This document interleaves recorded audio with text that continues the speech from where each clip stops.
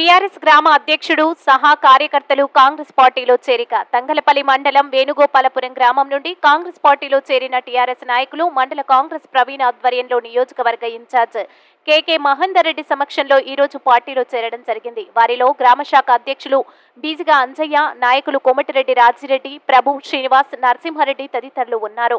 ఈ కార్యక్రమంలో మండల నాయకులు, జిల్లా నాయకులు, గ్రామ నాయకులు తదితరులు పాల్గొన్నారు.